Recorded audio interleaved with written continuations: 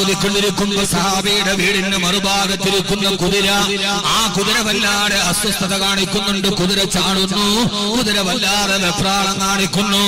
കുതിരായത്തിൽ കിടന്ന് കുതിര വല്ലാതെ വെപ്രാളം കാണിച്ചപ്പോ ആ സഹാബി ഖുർആൻ ഓതി നിർത്തിയിട്ട് നോക്കുമ്പോ കുതിര അടങ്ങിക്കിടക്കുകയാണ്. വീണ്ടും വന്നിട്ട് ഖുർആൻ ഓതിയപ്പോ കുതിര വെപ്രാളം കാണിക്കുന്നു, വല്ലാതെ അസ്വസ്ഥത കാണിക്കുന്നു. ആ സഹാബി ഖുർആൻ ഓതുന്നത് നിർത്തി. അപ്പോൾ കുതിര സമാധാനത്തിലായി. പല പ്രാവശ്യം ഖുർആൻ ഇങ്ങനെ പാരായണം ചെയ്യുമ്പോ വീടിന്റെ മറുഭാഗത്ത് ഖുർആന്റെ പാരായണം കേട്ട കുതിര വല്ലാതെ അസ്വസ്ഥതയോടെ ബഹളമുണ്ടാക്കിയത്രേ. ആ രാത്രിക്ക് വിരാമം കുറിച്ചുകൊണ്ട് മസ്ജിദ് നബവിയിൽ സുബ്ഹിയുടെ ബാങ്ക് മുഴങ്ങി. മഹാനായ സഹാബി അല്ലാഹുവിന്റെ റസൂലിന്റെ ഇമാമത്തിന്റെ കീഴിൽ സുബ്ഹി നമസ്കാരം നിർവഹിച്ചു. നിസ്കാരം കഴിഞ്ഞിട്ട് പറഞ്ഞു, യാ റസൂലല്ലാഹ് വയാ ഹബീബല്ലാഹ്, ഞാൻ ഇന്ന് രാത്രിയിൽ എന്റെ വീട്ടിലിരുന്നിട്ട് ഖുർആൻ ഓതിയപ്പോ മറുഭാഗത്തിരിക്കുന്ന കുതിര വല്ലാതെ അസ്വസ്ഥത കാണിച്ചു നബിയെ. എന്താണെന്നറിയില്ല, ഖുർആൻ ഓതുമ്പോൾ കുതിര അസ്വസ്ഥത കാണിക്കുന്നു, ഖുർആൻ എത്തുമ്പോ കുതിര പെട്ടെന്ന് അസ്വസ്ഥത മാറ്റി നിർത്തുന്നു. അല്ലാഹുവിന്റെ റസൂൽ പറഞ്ഞൊരു മറുപടി എന്റെ സഹോദരിമാരോട് ഓർമ്മിപ്പിച്ചു തരട്ടെയോ? ഹബീബായ നബി തങ്ങൾ പറഞ്ഞു, സഹാബി എന്താണ് സംഭവിച്ചതെന്നറിയോ? നീ നിന്റെ വീട്ടിലിരുന്നിട്ട് ഖുർആൻ പാരായണം ചെയ്തപ്പോ നിന്റെ ഖുർആൻ പാരായണം കേൾക്കാൻ പാതിരാവിന്റെ നിശബ്ദതയിൽ മദീന മുഴുവനും ഉറങ്ങിക്കിടക്കുമ്പോ ഉറക്കമില്ലാതെ നീ പാരായണം ചെയ്ത ഖുർആൻ കേൾക്കാൻ ആകാശലോകത്തുനിന്ന് ലക്ഷക്കണക്കിന് മലക്കുകൾ നിന്റെ വീട്ടിലേക്ക് വന്നു അത്രേ. ആ മലക്കുകളെ കണ്ടപ്പോഴാണ് നിന്റെ കുതിര പേടിച്ച് വിരളി പിടിച്ചത്, ആ കുതിര വല്ലാതെ അസ്വസ്ഥത കാണിച്ചത്. നീ പാതിരാ സമയത്തിരുന്ന് വീട്ടിലിരുന്ന് നിന്റെ അള്ളാഹുവിന്റെ കലാമ പാരായണം ചെയ്തപ്പോ മദീനയുടെ ഈത്തപ്പഴ തോട്ടങ്ങൾ പോലും നിശബ്ദമായി കിടന്നുറങ്ങുന്നൊരു രാത്രിയിൽ എഴുന്നേറ്റിരുന്ന് നീ ഖുർആൻ ഓതിയപ്പോ അത് ശ്രവിക്കാൻ വന്നതാരെന്നറിയോ? വാനലോകത്തുനിന്ന് അല്ലാഹുവിന്റെ മലായികത്തുകളാണ്. അവരെ കണ്ടിട്ടാണ് നിന്റെ കുതിര അസ്വസ്ഥത കാണിച്ചത്. സഹാബി, എന്തിനാണ് നീ ഖുർആൻ ഓതുന്നത് നിർത്തിയത്? നിർത്താതെ നീ പുലരി വരെ ഖുർആൻ ഓതിയിരുന്നെങ്കിൽ രാവിലെ സുബഹിന്റെ ബാങ്ക് കേൾക്കുമ്പോ മദീന മുഴുവനും അല്ലാഹുവിന്റെ മലക്കുകൾ നിറഞ്ഞു നിൽക്കുന്ന കാഴ്ച മദീനക്കാർക്ക് കാണാമല്ലോ. സഹാബി, എന്തിനാണ് നീ ആ പാരായണം നിർത്തിക്കളഞ്ഞതെന്ന് ചോദിച്ച ആദരവായ പ്രവാചകൻ നബി മുഹമ്മദ് മുസ്തഫ സല്ലല്ലാഹു അലൈഹി വസല്ലമ. അതുകൊണ്ട് എന്റെ പ്രിയപ്പെട്ട ചെറുപ്പക്കാരാ, റമളാൻ വരികയാണല്ലോ, ഖുർആന്റെ മാസമാണല്ലോ. റമളാനിന്റെ പൊന്നമ്പളി തിങ്കൾക്കൽ ആത്മീയ ലോകത്തിന്റെ ഔത്കർഷത്തിന്റെ അടയാളമായി രാപ്പകലുകൾ മുഴുവൻ ഖുർആൻ പാരായണത്തിന്റെ അദ്കാറുകളുടെ സ്വലാത്തുകളുടെ കഴിഞ്ഞുപോയ കാലങ്ങളുടെ പാപങ്ങൾ മുഴുവനും കരിച്ചു മാപ്പാക്കി കളയാൻ റമളാൻ വരുമ്പോ പാതിരാത്രിയിൽ എഴുന്നേറ്റ് നിന്നോദണേ അല്ലാഹുവിന്റെ ഖുർആന്റെ സംഗീതം കേൾക്കാൻ വരുന്നതാരാ? തൊലിവെളുത്ത പെൺകുട്ടികളല്ല, ഗാനമേളയുടെ ചെറുപ്പക്കാരല്ല. നീ ആ ഖുർആൻ പാരായണം ചെയ്യുമ്പോ ആകാശലോകത്തും അല്ലാഹുവിന്റെ മലായികത്തുകളാണ് കേൾക്കാൻ വന്നത്.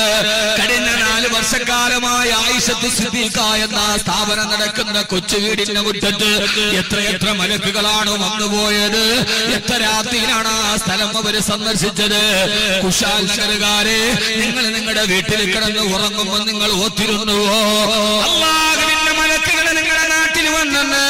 അവർ നിങ്ങൾക്ക് വേണ്ടി ദുആ ചെയ്ത് കടന്നു പോയെന്ന്. അതുകൊണ്ട് ഖുർആന്റെ സംഗീതം കേൾക്കാൻ, ഖുർആന്റെ സംഗീതം കേൾക്കാൻ ഇവിടേക്ക് വരുന്നത് അല്ലാഹുവിന്റെ മലായികത്തുകളാണ്, അല്ലാഹുവിന്റെ മലക്കുകളാണ്. അല്ലാഹുവേ പടച്ചവനെ, നീ ആ സംഗീതം കേൾക്കാൻ അല്ലാഹുവേ നീ തൗഫീഖ് നൽകണേ അല്ലാഹ്. ഖുർആൻ എന്ന മാസ്മരികമായ സംഗീതം അതാണ് കാട്ടാളനായ ഉമറിന്റെ ഹൃദയത്തിൽ പതിച്ചത്. അത് പതിച്ചപ്പോഴാണ് ഉമർ ലോകത്തിന്റെ നൽവലവനായി മാറിയത്. അതാണ് വലീദിനമായിട്ട് ചിന്തിപ്പിച്ചത്. അതാണ് ലോകത്തിന്റെ തെമ്മാടികളെ പരിവർത്തനം വർദ്ധിപ്പിച്ചത്. പക്ഷേ നമ്മൾ ആ ഖുർആൻ ഓതുന്നത് പോലെ ഓതാത്തത് കൊണ്ടാണ്. കഴിഞ്ഞ പ്രാവശ്യം ഞാൻ ഹജ്ജിന് വേണ്ടി പോകവേ, ഇശാ നിസ്കാരത്തിന് വേണ്ടി കഴിഞ്ഞ പ്രാവശ്യം ഹജ്ജിന് വേണ്ടി പോകവേ ഇശാ നമസ്കാരത്തിന് വേണ്ടി നേരത്തെ പോയി. വലിയ ആഗ്രഹം വ്യാഴാഴ്ച ദിവസമാണ് ഇമാമത്തിന് വരുന്നത്. അതീവ ശ്രവണ സുന്ദരമായി ഖുർആൻ പാരായണം ചെയ്യുന്ന മഹാനായ അബ്ദുറഹ്മാൻ സുദൈസിയാണ്. സുദൈസിയുടെ ഖുർആൻ കേട്ടാൽ കരയാത്തവരില്ല. അദ്ദേഹം 27 ഹറമിലോട്ടൊരു വരവങ്ങട് വരും. നിസ്കാരത്തിന് ഇമാമത്ത് നിർവഹിക്കും. ലൈലത്തുൽ ഖദ്റിന്റെ ദുആ നിർവഹിക്കുമ്പോ ലക്ഷക്കണക്കിന് വിശ്വാസികൾ പുറകിൽ നിന്ന് പൊട്ടിക്കരയും. മഹാനായ സുദൈസിയുടെ ദുആ ഇന്ന് കാസറ്റുകളിലൊക്കെ കേൾക്കുന്നതാണ്. മഗ്രിബിനെ ഏറ്റവും മുമ്പിൽ പോയി നിന്നു. സുദൈസിയുടെ തൊട്ട് പുറകിൽ നിന്ന് നിസ്കരിക്കണം. കാത്തിരുന്ന് നിസ്കാരത്തിന് ഇഖാമത്ത് കൊടുത്തപ്പോ എല്ലാവരും കൂടി ചവിട്ടി വെളിയിലേക്കാക്കി. 3ാമത്തെ സഫാണ് കിട്ടിയത്. ഇശായ്ക്കെങ്കിലും നിൽക്കണമെന്ന വാശിയോട് അവിടെ തന്നെ ഇരുന്നു. ഇശായ്ക്ക് കിട്ടിയത് 2ാമത്തെ സഫിലാണ്. 1ാമത്തെ സഫിൽ കഴിഞ്ഞില്ല. ഇമാമുനാ സുദൈസി വന്നു. നേരെ നിസ്കാരത്തിലോട്ട് കടന്നു. എന്റെ വലതുഭാഗത്ത് അജാനുബാഹുവായ ചുവന്ന തുടുത്ത ആപ്പിള് പോലെയുള്ള ഒരു യമനി ബാലനാണ്, ചെറുപ്പക്കാരനാണ് എന്റെ മുമ്പിൽ നിൽക്കുന്നത്. ഞാനോത്ത് പടച്ചവനെ, എന്തോ ഒരു വലിപ്പമാണിത്, എന്തോ ഒരു വലിയവനാണിത്. ഞാൻ നോക്കിയാ പോലും എത്താത്ത ഒരു വലിയ അജാനുബാഹു. അവിടെ ഇരിക്കും.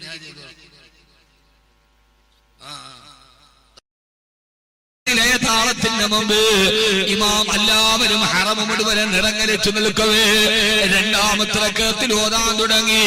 ഓതി പരലോകത്തെ വിചാരണയെ കുറിച്ച് പറയുന്ന ആയത്തെ അല്ലാഹുവിന്റെ മുമ്പിൽ നമ്മൾ നിൽക്കുകയാണ്. നന്മ തിന്മകൾ എഴുതിയ കിതാബ് കയ്യിൽ തരികയാണ്. ആ ഒരു ഭാഗം എത്തിയപ്പോ നന്മ തിന്മകൾ നൽകിയ കിതാബ് കയ്യിൽ തന്നിട്ട് അല്ലാഹു പറയുമത്ര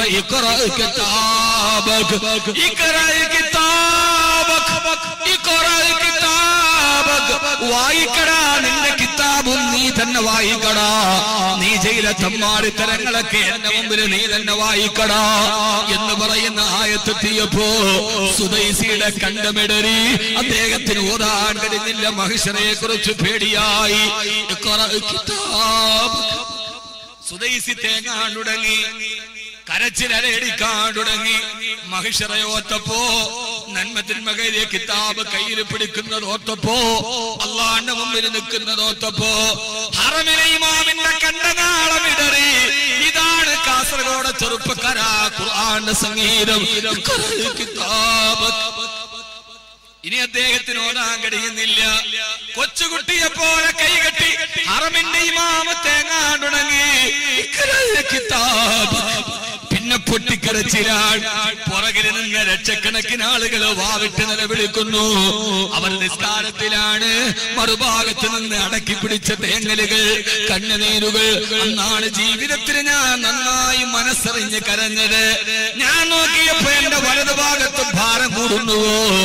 നോക്കിയപ്പോ കരഞ്ഞ് അജാനുബാഹുവായ യമനി ചെറുപ്പക്കാരൻ തളന്നിട്ട് എന്റെ വലത്തെ ചുമരിലേക്ക് അവൻ ചാഞ്ഞു.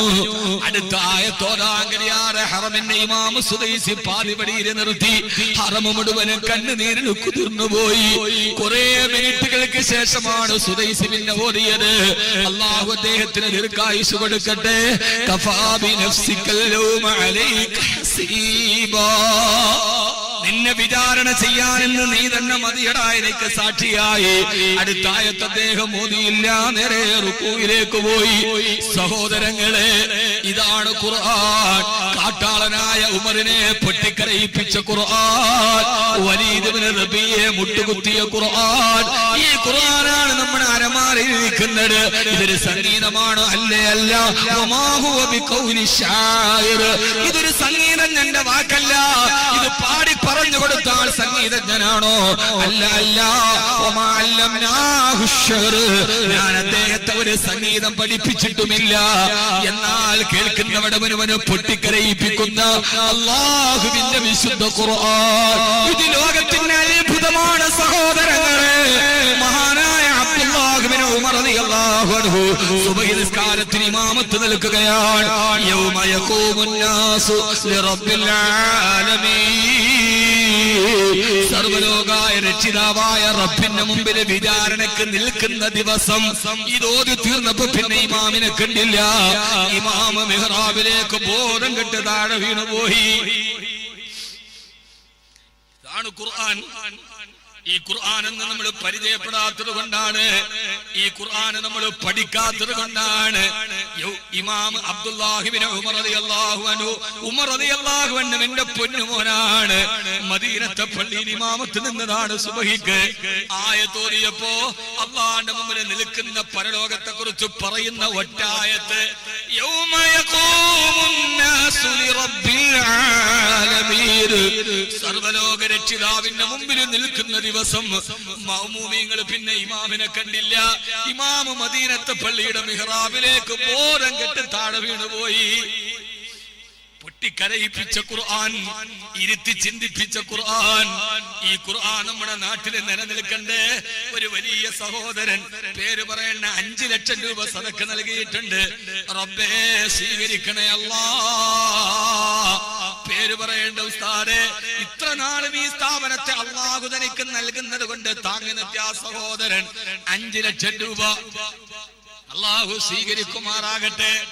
ഇന്നലെയാണ് ഞാൻ അദ്ദേഹത്തെ പരിചയപ്പെടുന്നത് ഫോണിലൂടെ. അല്ലാഹുവേ അവരുടെ ബിസിനസ്സിൽ നീ ബറക്കത്ത് നൽകണേ അല്ലാ. ഇന്നലെ രാത്രി, പേര് പറയണ്ടല്ലോ, ഞാൻ ഇതേപോലെ എന്റെ ഹിഫ്ദുൽ ഖുർആനെ താങ്ങി നിർത്തുന്നൊരു മാന്യദേഹമാണ്. ഗൾഫിൽ വന്നപ്പോ കാണാൻ പോയപ്പോ എന്നോട് പറഞ്ഞ്, നാളെ പോകുന്ന നാട്ടിൽ എന്റെ ഒരു പാർട്ണറുണ്ട്, വിളിച്ചു തരാൻ. വിളിച്ചു തന്നു, പരിചയപ്പെട്ടു, പരിമിതമായ വാക്കിന് പരിചയപ്പെട്ടു. പക്ഷെ അദ്ദേഹം എന്നെ അമ്പരപ്പിച്ചുകൊണ്ട് ഇപ്പോൾ 5 ലക്ഷം രൂപ ഇവിടെ അല്ലാഹു സദഖ നൽകിയിട്ടുണ്ട്. അല്ലാഹുവേ നീ അവരുടെ സ്ഥാപനത്തിന് നീ ബറക്കത്ത് നൽകണേ അല്ലാ. ഉത്തരോത്തരം പുരോഗതി നൽകണേ അല്ലാ. പടച്ചവനെ അവരുടെ ഓരോ വരുമാനത്തിന് നീ വർധനവ് നൽകണയല്ല. അവര് 2 പാർട്ട്നേഴ്സാണ്. പക്ഷേ സദക്ക ഖുർആനിനെ സ്നേഹിക്കുന്നവരിൽ അവര് മത്സരിക്കുന്നവരാണ്. ഒരു പാർട്ണർ ഇവിടെ 5 ലക്ഷം പറഞ്ഞു. അദ്ദേഹം പറഞ്ഞു, എന്നോട് പറഞ്ഞിട്ടുണ്ട്, ആരോടും പറയാൻ പാടില്ല, പേരും പറയാൻ പാടില്ല. അല്ലാഹു സ്വീകരിക്കുമാറാകട്ടെ.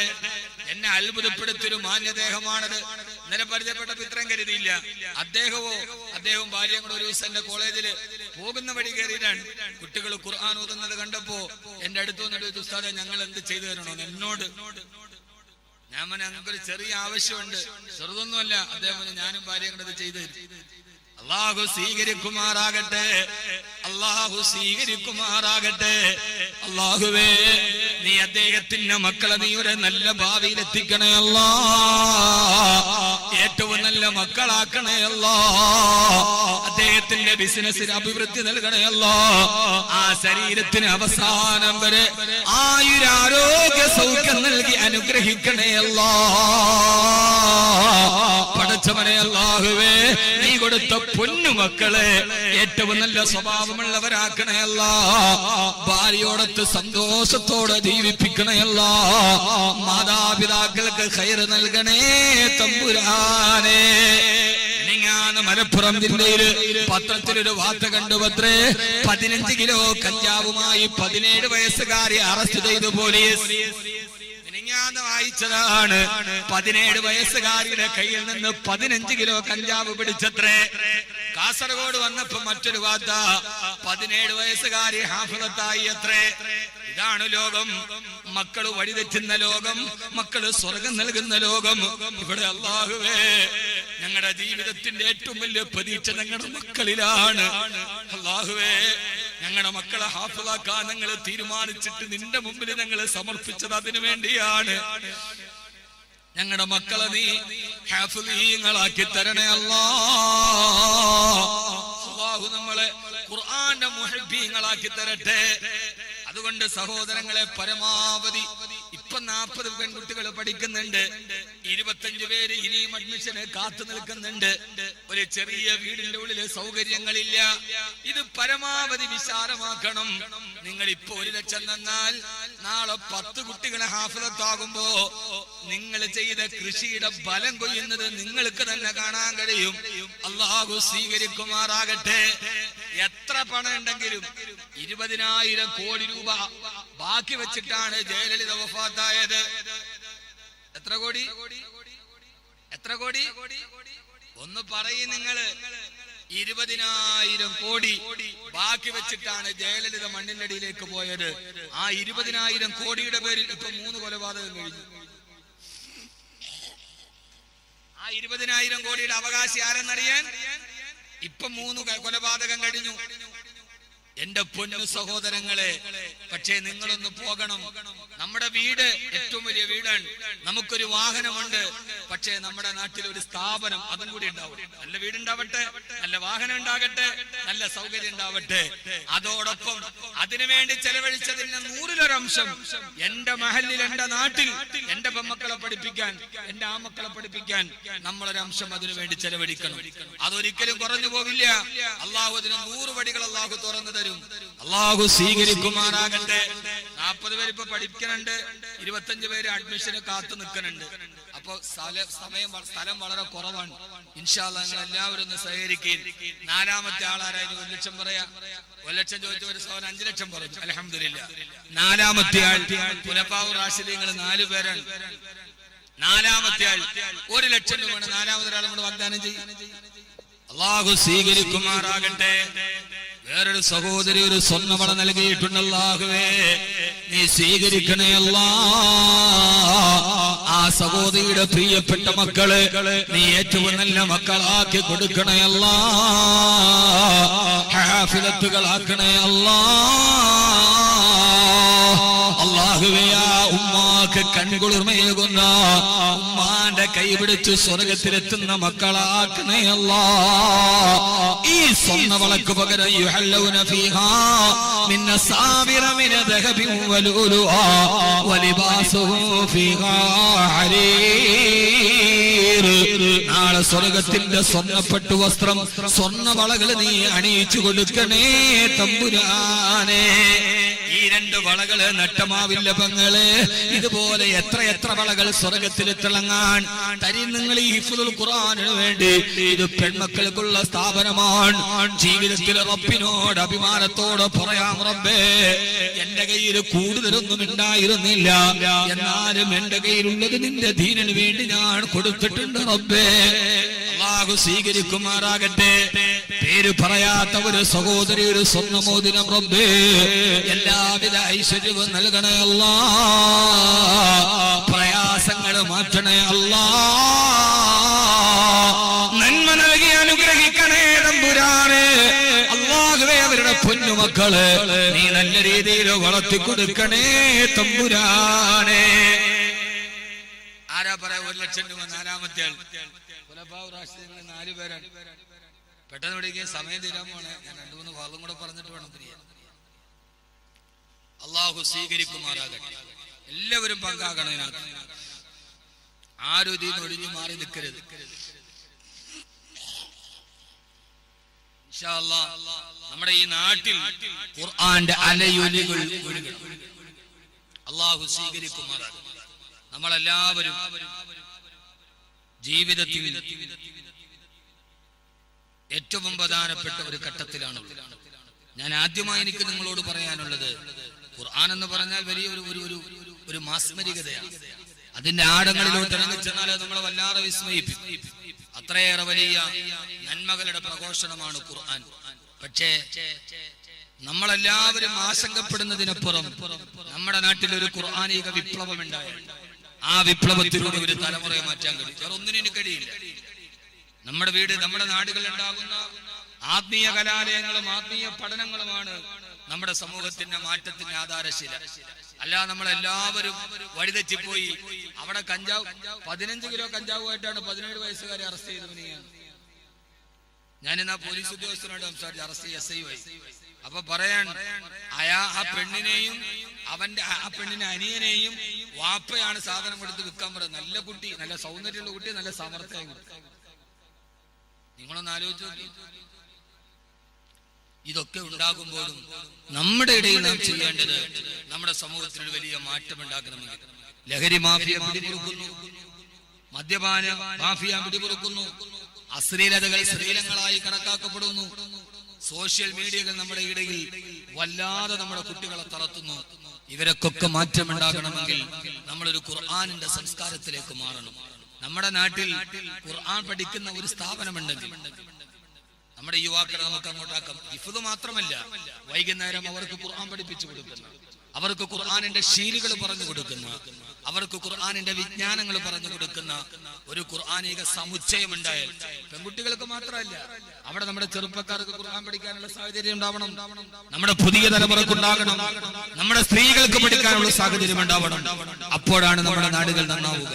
കാരണം ലോകത്തിൽ ആരും നന്നാവില്ല എന്ന് പറഞ്ഞ ഉമറിനെ നന്നാക്കിയത് ഈ ഖുർആനാണ്. അള്ളാഹു സ്വീകരിക്കുമാറാകട്ടെ.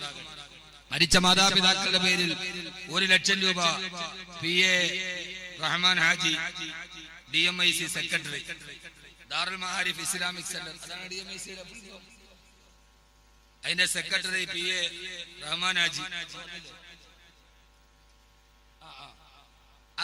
ഇതാണ് സെക്രട്ടറി. സെക്രട്ടറി ആദ്യം കൊടുത്തു, ഇനി ട്രഷറർ, ഖജാൻജി, ബാക്കി എല്ലാവരും കൊടുത്തു.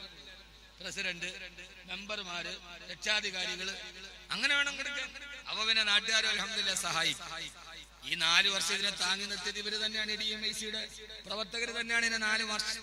പക്ഷേ ഇതൊരു സ്ഥിരമായ ഒരു കെട്ടിടമാണ്. അൽഹംദുലില്ലാഹ് അതിനുവേണ്ടി നമ്മൾ ചെയ്യുമ്പോൾ ഖിയാമത്ത് നാൾ വരെ നമ്മൾ സ്ഥിരമായ ഒരു ഒന്നിൽ പങ്കാളികളാവുകയാണ്. അള്ളാഹു സ്വീകരിക്കുമാറാകട്ടെ. 1,00,000 സെക്രട്ടറിയാണ് എന്ന് PA റഹ്മാൻ ഹാജി, അള്ളാഹു സ്വീകരിക്കുമാറാകട്ടെ. ഒരു കാര്യവും കൂടെ പറഞ്ഞ് 11 മണി എന്ന് പറഞ്ഞാൽ ഒരു ഇച്ചിരി കൂടെ കൂടുതൽ എടുക്കാം. ഞാൻ മെട്രോ ഹാജി, എനിക്ക് അദ്ദേഹത്തിന്റെ ഒരു അഭ്യർത്ഥന തള്ളിക്കളയാൻ പോലെ, അദ്ദേഹം വെള്ളിക്കോത്തും കൂടെ ഇരിക്കുമ്പോഴാണ് എന്നെ വിളിച്ചത്. അല്ലെ, എന്നോട് പറഞ്ഞു ഉസ്താദെ നേരത്തെ ഒഴിവാക്കി തരാം, 7:30 മണിക്ക് തുടങ്ങുന്ന പറഞ്ഞു. പക്ഷെ ചില സാങ്കേതിക തടസ്സങ്ങൾ, ഇവിടെ അടുത്തെവിടെയോ ദുആ സമ്മേളനമൊക്കെ ഉണ്ടാകും, മക്കാമിൽ ദുആ ഉള്ളത് കൊണ്ടാണ് താമസിച്ചു പോയത്.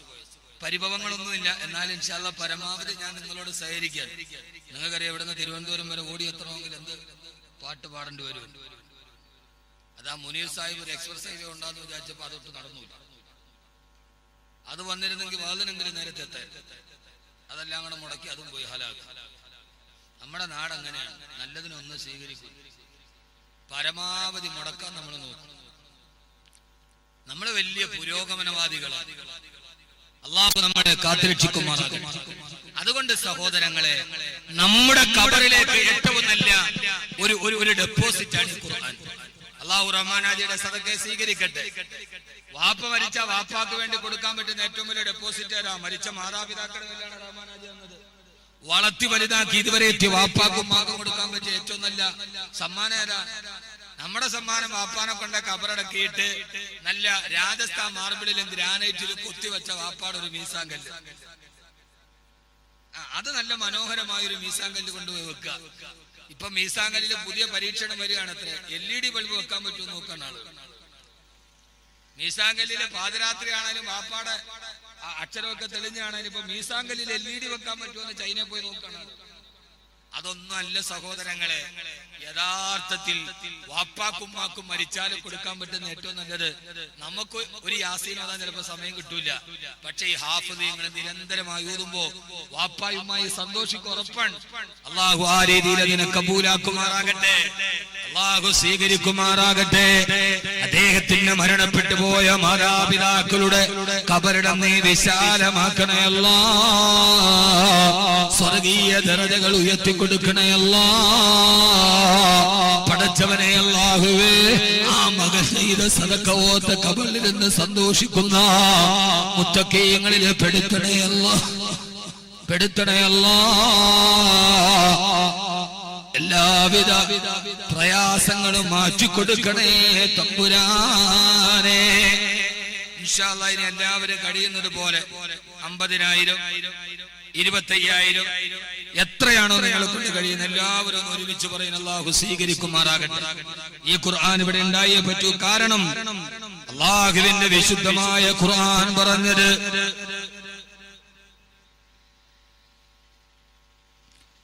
അല്ലാഹു സുബ്ഹാനഹു വ തആല നമ്മുടെ എല്ലാവരുടെയും പ്രയാസങ്ങൾ അല്ലാഹു മാറ്റി കൊടുക്കുമാറാകട്ടെ. അതുകൊണ്ട് സഹോദരങ്ങളെ, ജീവിതത്തിൽ ഒരു പരിവർത്തനം ഉണ്ടാകണമെങ്കിൽ ആ പരിവർത്തനത്തിന്റെ ഏറ്റവും വലിയ പ്രചോദനവും ഖുർആനാണ്.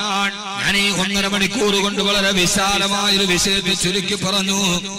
ബഹുമാനപ്പെട്ട MK ഹബീബ് കോട്ടപ്പുറം 10,000 രൂപ ഓൺലൈൻ വഴി, എന്റെ സുഹൃത്താണ്, കുവൈറ്റിലാണ്, അല്ലാഹു സ്വീകരിക്കുമാറാകട്ടെ. പ്രിയപ്പെട്ട ഹബീബ് നമ്മുടെ സ്ഥാപനങ്ങളുമായി ഏറ്റവും കൂടുതൽ സഹകരിക്കുന്ന ഒരു ചെറുപ്പക്കാരനാണ്. അല്ലാഹുവേ സ്വീകരിക്കണേ അല്ലാഹ്. അദ്ദേഹത്തിന്റെ സദഖകളെ നീ കബൂലാക്കണേ അല്ലാഹ്. അറിയുമല്ലോ സഹോദരങ്ങളെ, മഹാനായ ഉമർ റളിയല്ലാഹു തആല അൻഹു മരണത്തിന് തൊട്ടു മുമ്പുള്ള ദിവസങ്ങളിൽ മദീനയിലെ ചന്തയിലൂടെ നടന്നു പോകവേ അബൂ ലുഅ്ലുഅത്തുൽ മജൂസി കണ്ടുപോയി ഉമർ റളിയല്ലാഹു അൻഹുവിനെ. ഉമർ റളിയല്ലാഹു അൻഹു ചോദിച്ചു, അബൂ ലുഅ്ലുഅ, നീ ഒരു വലിയ പ്രസിദ്ധമായ ആസകല്ല് ഉണ്ടാക്കിയെന്ന് പറയുന്നത് കേട്ടല്ലോ. ആസകല്ല് നിർമ്മാണക്കാരനാണ് അബൂ ലുഅ്ലുഅ. ആകാശത്തിലൂടെ പറന്നു പോകുന്ന ഒരു ആസകല്ല് നീ ഉണ്ടാക്കിയെന്ന് ദീപ് പറയുന്നത് കേട്ടല്ലോ. അബൂ ലുഅ്ലുഅ ഉമർ റളിയല്ലാഹു അൻഹുവിന്റെ മുഖത്തേക്ക് വിരൽ ചൂണ്ടിയിട്ട് പറഞ്ഞു, അത്ര അതേ ഉമറേ, അതിനേക്കാൾ പ്രസിദ്ധമായ ആസകല്ല് നിനക്ക് വേണ്ടി ഞാൻ നിർമ്മിച്ചു തരുന്നുണ്ട്. ഈ യതകല്ലമു ബിഹൽ മശ്രിഖു വൽ മഗ്രിബു, ആസകല്ലിനെ കുറിച്ച് കിഴക്കും പടിഞ്ഞാറും സംസാരിക്കും അബൂ ലുഅ്ലുഅ. ഉമർ റളിയല്ലാഹു അൻഹുവിനോട് പറഞ്ഞപ്പോ ഉമർ റളിയല്ലാഹു അൻഹു കൂട്ടുകാരോട് പറഞ്ഞു, അത്രേ ഇവൻ എന്നെ ഭീഷണിപ്പെടുത്തുകയാണ്, എന്നെ കൊല്ലുമെന്ന് ഇവൻ എന്നെ ഭീഷണിപ്പെടുത്തുകയാണ്. അല്ലാഹുവിന്റെ റസൂലിന്റെ സഹാബി ഉമർ റളിയല്ലാഹു അൻഹുവിനെ വധഭീഷണി നിലനിന്നിരുന്നു. അതോടൊപ്പം തന്നെയാണ് മരിക്കുന്നതിന്റെ 2 ദിവസം മുമ്പ് ഉമർ റളിയല്ലാഹു അൻഹു സുബഹി നിസ്കാരത്തിന് സഹാബത്തിനോട് പറഞ്ഞത്, സഹാബാ, ഇന്നലെ രാത്രിയിൽ ഞാനൊരു സ്വപ്നം കണ്ടു. ഒരു കോഴി വന്ന് എന്റെ ശരീരത്തിൽ 3 പ്രാവശ്യം കൊത്തുകയാണ്. ഒന്ന് കഴുത്തിനതാണ്, മറ്റൊന്ന് പൊക്കളിന്റെ മുകളില്, ഒന്ന് അടിവയറിന്റെതാണ്. ഒരു കോഴി എന്നെ തുടർച്ചയായി 3 പ്രാവശ്യം കൊത്തുന്നു സഹാബാ. എന്റെ മരണം അടുത്തു സഹാബാ. സഹോദരങ്ങളെ, ഇതിന്റെ പിറ്റേ ദിവസമാണ് ഉമർ റളിയല്ലാഹു അൻഹു പള്ളിയിലേക്ക് നിസ്കാരത്തിന് വന്നത്. കാത്തിരുന്ന നേരത്തെ ആസകല്ല് നിർമ്മാണക്കാരനായ അബൂ ലുഅ്ലുഅ ഇരുതല മൂർച്ചയുള്ള കത്തിയുമായി ചാടി വീണത്. ആ കത്തിയിൽ വിഷം പുരട്ടിയിട്ടുണ്ടായിരുന്നു. കുത്തിന്റെ ആഴം കൊണ്ട് മുറിഞ്ഞില്ലെങ്കിൽ രക്തത്തിലൂടെ വിഷം വന്ന് മരിച്ചു വീഴാൻ ഇരുതല മൂർച്ചയുള്ള കത്തിയുമായി ചാടി വീണു. നിസ്കാരത്തിൽ 1-ാമത്തെ റക്അത്തിൽ കൈകെട്ടിയ ഉമർ ഫാറൂഖ് റളിയല്ലാഹു അൻഹുവിന്റെ കഴുത്തിന്റെ തൊട്ടുതാഴെ ആഞ്ഞുകുത്തി അബൂ ലുഅ്ലുഅ പിച്ചാത്തി പിടി കുത്തിയിറക്കി വലിച്ചൂരിയിട്ടും മറുഭാഗം കൊണ്ട് പൊക്കളിന്റെ മുകളിൽ കുത്തി. അവിടെ നിന്ന് കുടൽമാല വെളിയിൽ ചാടി. അവിടെ നിന്ന് വലിച്ചൂരിയിട്ട് മറുഭാഗം കൊണ്ട് അടിവയറിലും ആഞ്ഞുകുത്തി. 3 കുത്തുകളേറ്റ് രക്തം തടം തല്ലിയാ തൊടുമാല വെളിയിലോട്ട് ചാടി. ഉമർ റളിയല്ലാഹു തആല മിഹ്റാബിലേക്ക് തടന്നു വീണു. വീഴുമ്പോൾ സൂറത്തുൽ അഹ്സാബിന്റെ ഒരായത്തോട് വകാന അംറുല്ലാഹി ഖദറൻ മഖ്ദൂറാ, വകാന അംറുല്ലാഹി ഖദറൻ മഖ്ദൂറാ. അല്ലാഹു തീരുമാനിച്ചാൽ പിന്നെ നടപ്പാകുമെന്ന കാര്യത്തിൽ സംശയമില്ലല്ലോ. അല്ലാഹു ഒരു കാര്യം തീരുമാനിച്ചാൽ അത് നടപ്പാകുമല്ലോ. ഈ ആയത്ത് ഓതിയിട്ടാണ് ഉമർ റളിയല്ലാഹു തആല മറിഞ്ഞു വീണത്. നിസ്കാരം പൂർത്തിയാക്കണ്ടേ? അബ്ദുറഹ്മാൻ ഇബ്നു ഔഫ് റളിയല്ലാഹു തആല കയറി നിന്നു. 2-ാമത്തെ റക്അത്തിൽ നിസ്കാരം പൂർത്തിയാക്കി.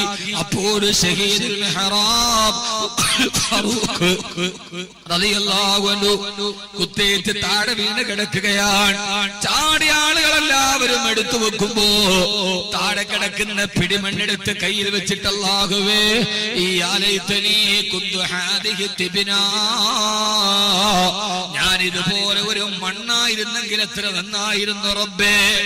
ഞാൻ എന്റെ പ്രിയപ്പെട്ട സഹോദരങ്ങളോട് സഹോദരിമാരോട് ഒരു വട്ടം ചെറുപ്പക്കാരുടെ തുടക്കത്തിൽ നിന്ന് ആയിഷത്തു സിദ്ദീഖ ഹിഫ്ളുൽ ഖുർആൻ ഈ ഒരു വളർച്ചയുടെ വികാസം പ്രാപിച്ചു നിൽക്കുമ്പോ ഈ നാട്ടിലെ ചെറുപ്പക്കാരന്റെ ഹൃദയത്തിൽ ഇറങ്ങണോ, ഇവിടുത്തെ പെണ്ണിനെ മുഅ്മിനത്താക്കണോ?